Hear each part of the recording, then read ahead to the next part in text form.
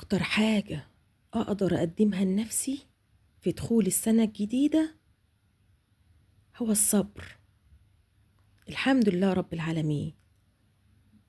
أول مرة أكتشف إن جوايا قوة رهيبة على تحمل كل الظروف اللي أنا مريت بيها، على كسرة قلبي وعلى قسوة الأيام عليا وعلى كل الظروف اللي مرت خلال السنوات اللي فاتت.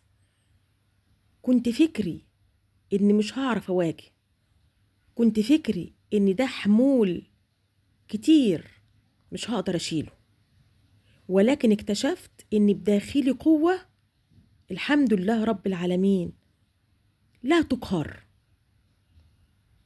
كنت أظن إن مش هقدر أكمل، كنت أظن إن الحياة وقفت لحد كده، ولكن أحمد الله عز وجل إن إداني الثبات ده، إداني القوة الداخلية دي، لأن كل القوى الخارجية بتبقى زائلة وبالفعل بتزول. طب إيه بقى اللي بيبقى بعد رب العالمين؟ قوتي أنا الداخلية.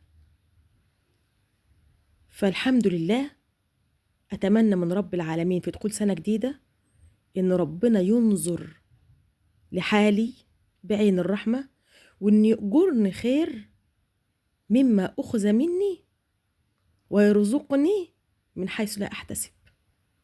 فعطاء الله بلا حدود، وخزائنه واسعة لا تعد ولا تحصى من الرزق والمال. الحمد لله رب العالمين.